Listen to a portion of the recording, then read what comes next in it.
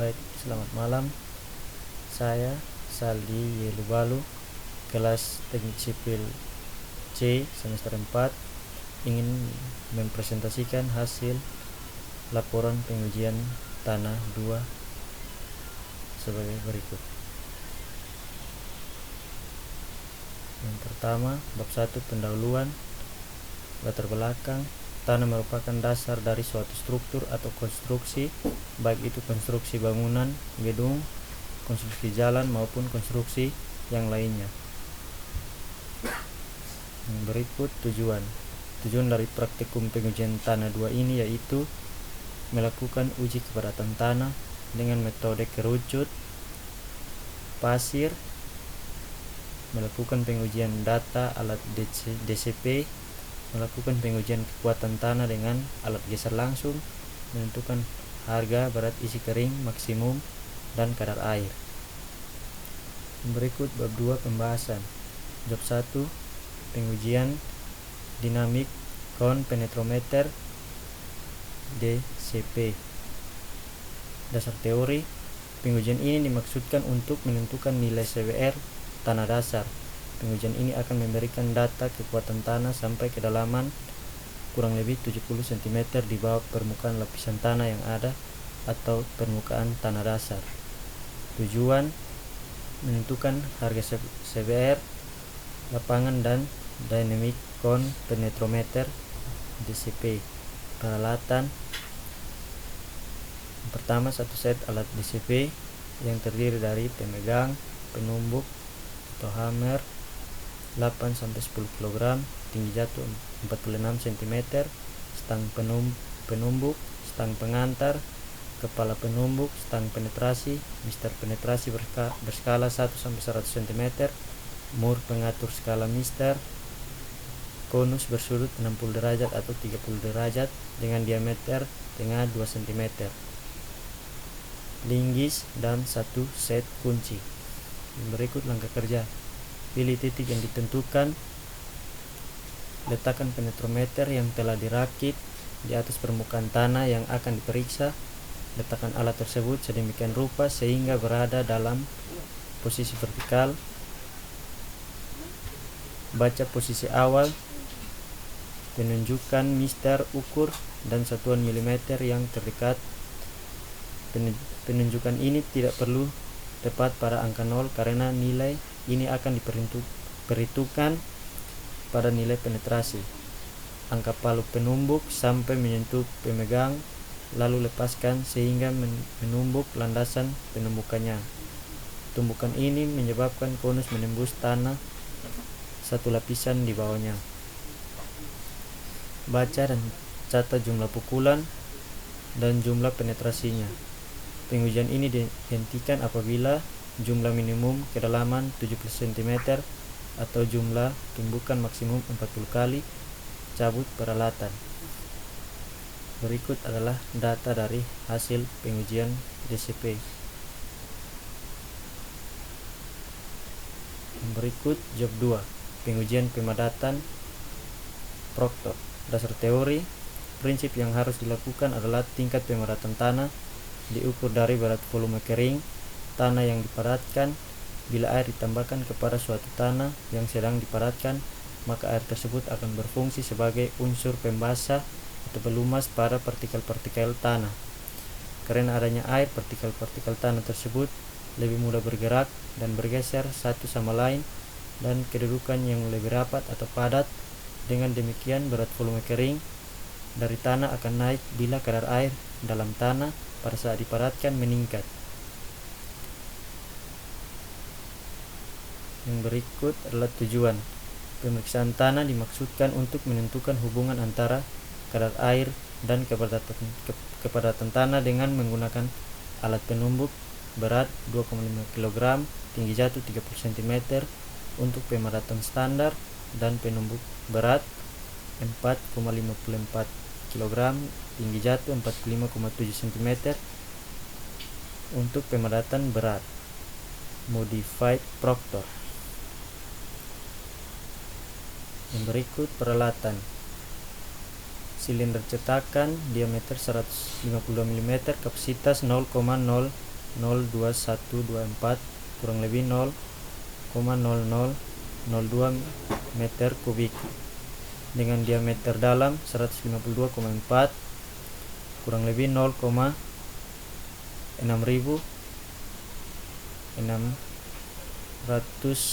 mm, tinggi 116 kurang lebih 43 kurang lebih 0,1270 mm. Untuk pemadatan modified Proctor lengkap dengan plat atas dan cincin kepala. Alat penumbuk hammer atau palu berat 2,5 kg, tinggi jatuh 304,8 mm dan diameter 50,8 mm. Untuk pemadatan standar, alat penumbuk palu atau hammer berat 4,54 kg, tinggi jatuh 457,2 mm dan diameter 50,8 mm. Untuk pemadatan berat modified Proctor, palu karet saringan nomor 4 dan 3/4, timbangan oven dengan pengatur suhu 110 kurang lebih 50 Celcius, baki besar secukupnya, baki kecil secukupnya, gelas ukur, extruder yang sesuai, pisau, sendok. Berikut langkah kerja persiapan contoh tanah. Contoh tanah sebanyak kurang lebih 24 kg dikeringkan atau dijemur di panas matahari. Kedua, gumpalan-gumpalannya dihancurkan dengan palu karet dan disaring dengan saringan nomor 4. Contoh tanah yang lolos saringan nomor 4 dibagi menjadi 6 bagian atau 6 contoh dengan berat masing-masing kurang lebih 4 kg. Masing-masing bagian ditambahkan kadar airnya dengan bervariasi, misalnya 6%, 8%, 10%, 12%, 14%, 16%, sambil diaduk secara merata, kemudian dimasukkan dalam kantong plastik dan diamkan selama kurang lebih 24 jam sehingga kemudian diperoleh contoh tanah dengan 6 macam kadar air. B. Pemadatan. Silinder cetakan dipasang pada alasnya, dibersihkan dan ditimbang, kemudian pasang cincin kepalanya. Siapkan alat pengukur kadar air. Ambil salah satu contoh tanah, hamparkan ke dalam baki kecil dan dibagi menjadi 3 bagian yang kira-kira sama untuk 3 lapis. Bagian untuk lapis pertama dimasukkan ke dalam silinder, diratakan dan ditumbuk dengan palu standar sebanyak 56 kali secara merata. Dengan cara yang sama lakukan untuk bagian lapis kedua dan ketiga. Lepaskan cincin kepala, permukaan tanah dipotong dan diratakan setinggi silinder, kemudian ditimbang. Contoh tanah dikeluarkan dan silinder kemudian diukur koordinatnya.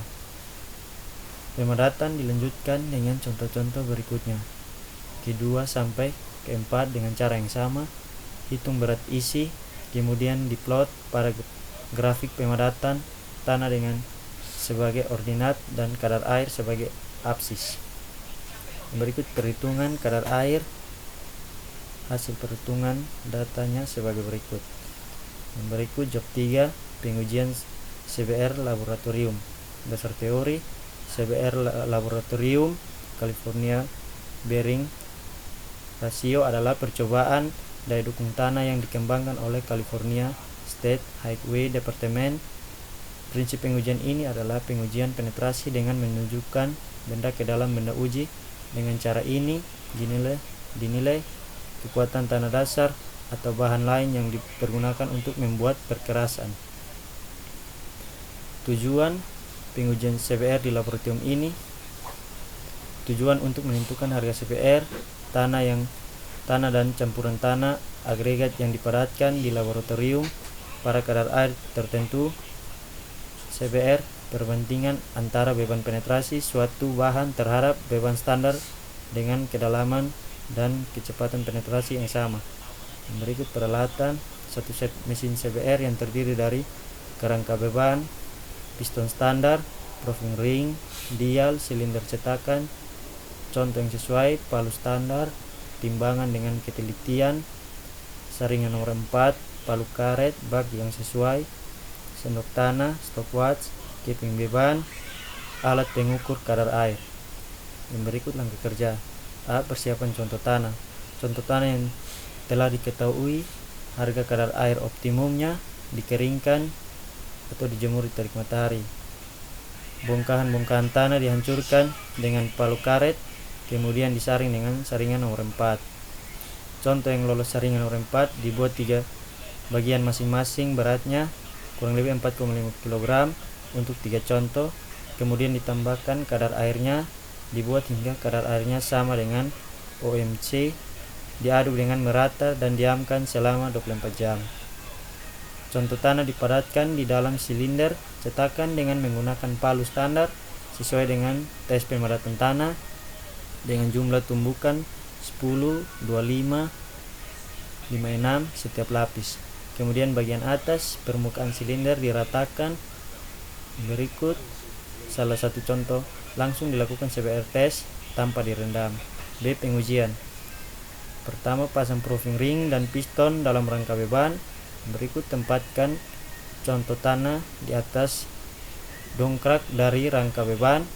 Berikut atur posisi piston hingga menyentuh permukaan tanah, kemudian setel bacaan ring pada posisi 0 stand. Beri keping pemberat pada permukaan contoh tanah dan pasang dial pengukuran penetrasi. Siapkan stopwatch dan alat pencatat. Putar dongkrak hingga piston berpenetrasi dengan kecepatan penetrasi 0,005 per menit sambil dicatat bacaan ring pada interval 1/4, 1/2, 1, 2, 3, 4, 6, 8, dan 10 menit. Setelah itu piston dilepas dan ukur kadar airnya. Yang berikut perhitungan adalah sebagai berikut yang tertera pada data tersebut. Yang berikut adalah job 4, pengujian kepadatan lapangan dengan metode kerucut pasir. Dasar teori terjadi pada penimbunan tanah untuk jalan raya, sungai, bangunan, gedung, dan lainnya. Pada umumnya pengujian Senkon ini dilakukan pada pembangunan jalan raya.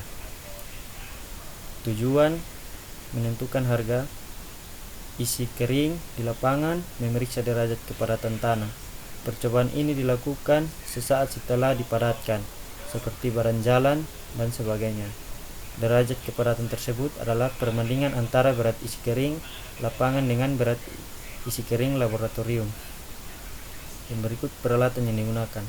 1 set botol dengan corongnya, timbangan dengan ketelitian, silinder yang diketahui volumenya, diameter sesuai dengan diameter corong, kaleng dengan tutup, meteran atau jangka sorong, alat penggali yang terdiri dari scraper, pahat, pisau, sendok, mal, dan sebagainya, alat pengukur kadar air, pasir Ottawa dengan diameter serangan dan kering. Yang berikut langkah kerja. Menentukan volume botol. Pertama, timbang corong, tambah botol dengan berat. Berikut pasang corong, tambah botol, buka kerannya dan isi dengan air sampai keluar dari keran. Tutup keran dan buang air kelebihan. Berikut timbang corong, tambah botol, tambah air dengan berat. Berikut berat air sama dengan volume botol. B. Menentukan berat isi pasir. Pasir botol, tambah corong, tutup keran dan isi dengan pasir, buka keran kembali dan juga supaya corong selalu terisi pasir minimal setengahnya sampai botol terisi kurang lebih 3/4 bagian. Tutup keran dan buang sisanya. Timbang botol tambah pasir. Berat pasir sama dengan W3 kurang W1, berat isi pasir sama dengan W3 kurang W1 dibagi W2 kurang W1. C. Menentukan berat pasir dalam corong. Isi botol dengan pasir dan timbang. Letakkan corong di bawah dan buka keran sampai pasir berhasil mengalir. Tutup keran dan timbang corong, tambah botol berisi pasir. D. Menentukan berat isi tanah. Isi botol dengan pasir secukupnya dan timbang. Ratakan tanah yang akan diuji. Letakkan plat berlubang dan jepit dengan angker penjepit.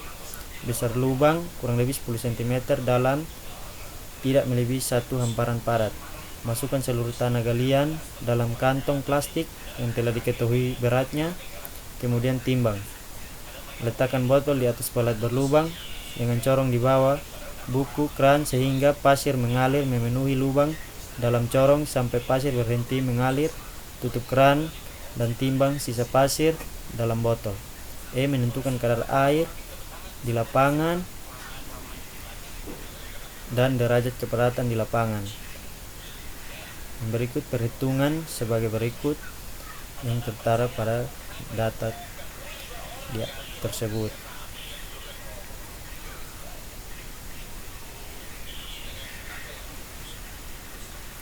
Ini adalah data kepadatan lapangan metode kerucut pasir. Yang berikut pengujian geser langsung.